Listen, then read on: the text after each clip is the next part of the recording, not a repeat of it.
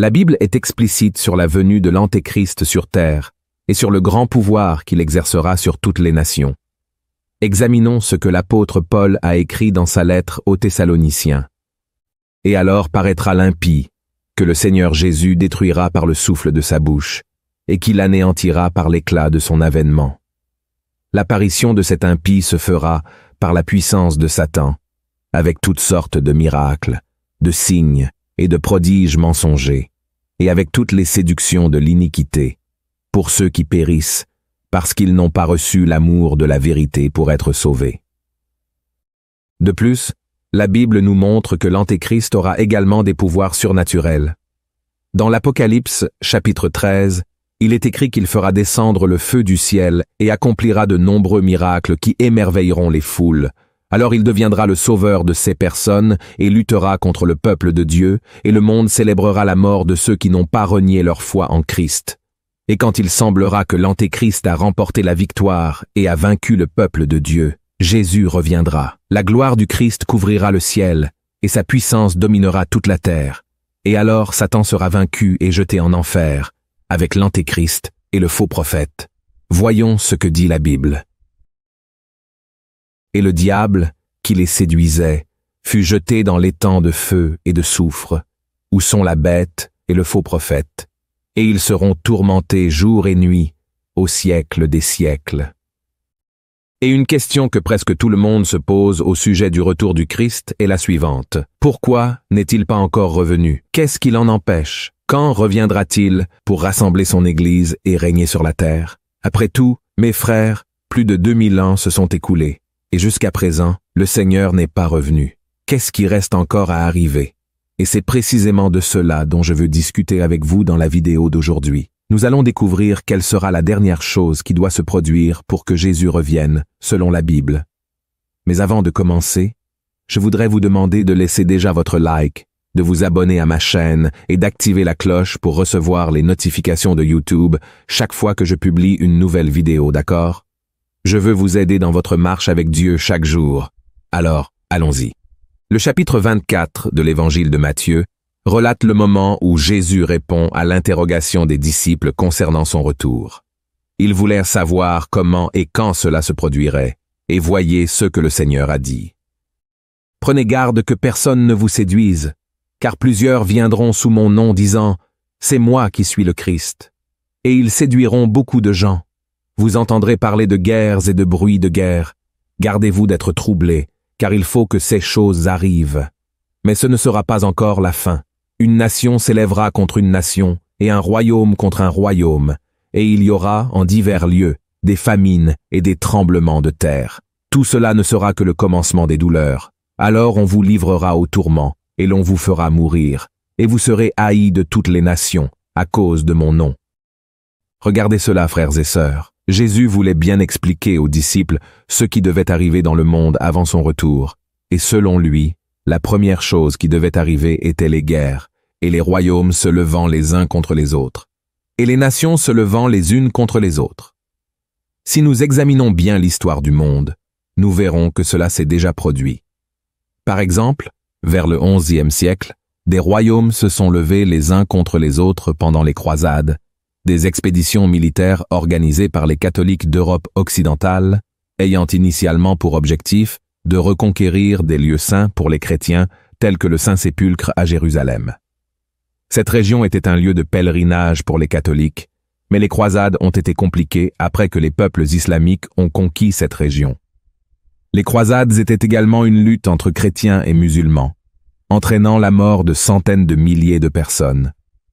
La prophétie des nations contre les nations s'est également réalisée, surtout au siècle dernier, avec la Première et la Seconde Guerre mondiale, la guerre du Vietnam, du Golfe, d'Irak, entre tant d'autres. Et même aujourd'hui, nous avons des guerres dans le monde entier. En résumé, cela s'est déjà produit.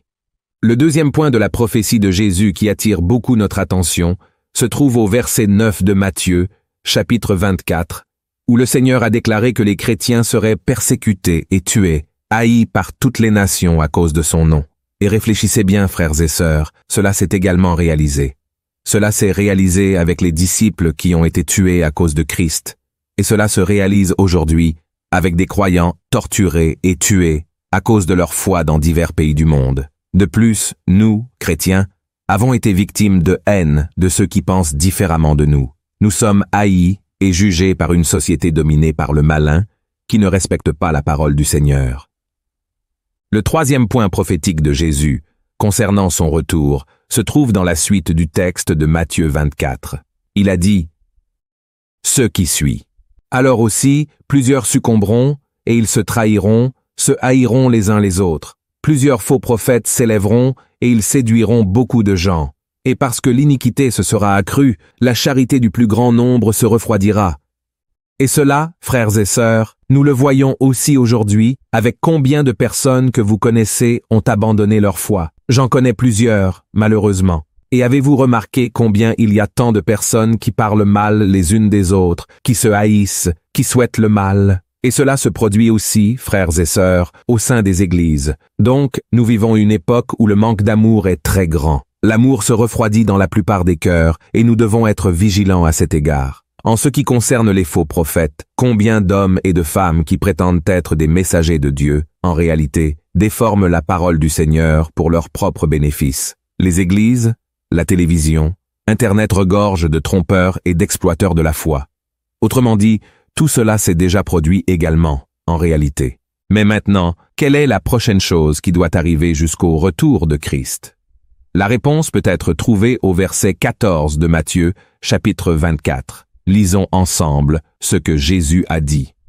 Cette bonne nouvelle du royaume sera prêchée dans le monde entier, pour servir de témoignage à toutes les nations. Alors viendra la fin. Frères et sœurs, la fin des temps ne commencera pas immédiatement après les guerres et les tremblements de terre. Elle viendra lorsque toutes les nations entendront l'évangile de Christ. Lorsque le Seigneur mentionne les nations, il fait référence aux gentils, c'est-à-dire à tous ceux qui ne sont pas israélites. À ce moment-là, lorsque Jésus parlait avec ses 12 disciples, seuls les Juifs en Israël connaissaient son existence. Mais il voulait que tous sachent qu'il ne reviendrait pas avant que toutes les nations n'aient entendu son message, y compris nous. Et cette partie de la prophétie se réalise également. 2000 ans se sont écoulés, et qu'est-il arrivé? La Bible, qui est la parole de Dieu, est devenue le livre le plus lu au monde, et l'histoire de Jésus et de ses apôtres continue à vivre jusqu'à aujourd'hui, de plus en plus connue de personnes du monde entier, y compris dans les nations où le christianisme est condamné. De nos jours, pratiquement toutes les nations savent qui est Jésus, même si elles ne veulent pas le reconnaître comme le Fils de Dieu. Et cela se produit, mes frères, grâce à Internet et aux réseaux sociaux. Il suffit d'un ordinateur ou d'un téléphone connecté à Internet pour que le message de Dieu parvienne à quelqu'un de l'autre côté du monde. Et c'est merveilleux, car de plus en plus de personnes reconnaissent Jésus comme le Seigneur de leur vie. Alors, mon cher frère et ma chère sœur, soyez très attentifs à tout ce qui se passe. Si vous regardez cette vidéo maintenant, sachez que ce n'est pas une coïncidence. L'Évangile atteint le monde entier, et vous devez rester connectés au Seigneur. Soyez très vigilants, car la prophétie se réalise. Amen. Je sais que cela peut sembler que Jésus tarde à revenir, mais il y a une raison à cela. C'est que Dieu, à cause de son amour, de sa miséricorde, veut que le plus grand nombre de personnes se repentent de leurs péchés et croient en son Fils pour être sauvés. Alors, ne soyez pas comme ceux qui se moquent et qui vivent comme si Jésus ne devait jamais revenir. Au contraire, attendez le Seigneur avec joie et marchez dans ses voies chaque jour. Amen. Et juste pour conclure, je veux lire avec vous un passage qui se trouve dans 2 Pierre, chapitre 3, qui dit ainsi « Sachant avant tout que, dans les derniers jours, il viendra des moqueurs avec leurs railleries, marchant selon leur propre convoitise, et disant « Où est la promesse de son avènement ?» Car depuis que les pères sont morts, tout demeure comme dès le commencement de la création. Ils veulent ignorer, en effet, que des cieux existèrent autrefois par la parole de Dieu, de même qu'une terre tirée de l'eau est formée au moyen de l'eau, et que par ces choses le monde d'alors périt, submergé par l'eau, tandis que, par la même parole, les cieux et la terre d'à présent sont gardés et réservés pour le feu, pour le jour du jugement et de la ruine des hommes impies. Mais il est une chose, bien-aimés, que vous ne devez pas ignorer, c'est que, devant le Seigneur, un jour est comme 1000 ans, et 1000 ans sont comme un jour. Le Seigneur ne tarde pas dans l'accomplissement de la promesse, comme quelques-uns le croient. Mais il use de patience envers vous, ne voulant pas qu'aucun périsse, mais voulant que tous arrivent à la repentance. Amen. Si vous avez apprécié ce message, veuillez le partager avec vos amis, votre famille et dans les groupes WhatsApp de la famille. Propageons la parole de Dieu et préparons-nous pour le retour de Jésus. Que Dieu vous bénisse. Une grande étreinte.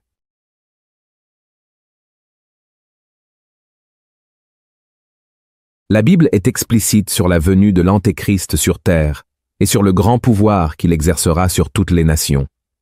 Examinons ce que l'apôtre Paul a écrit dans sa lettre aux Thessaloniciens. Et alors paraîtra l'impie, que le Seigneur Jésus détruira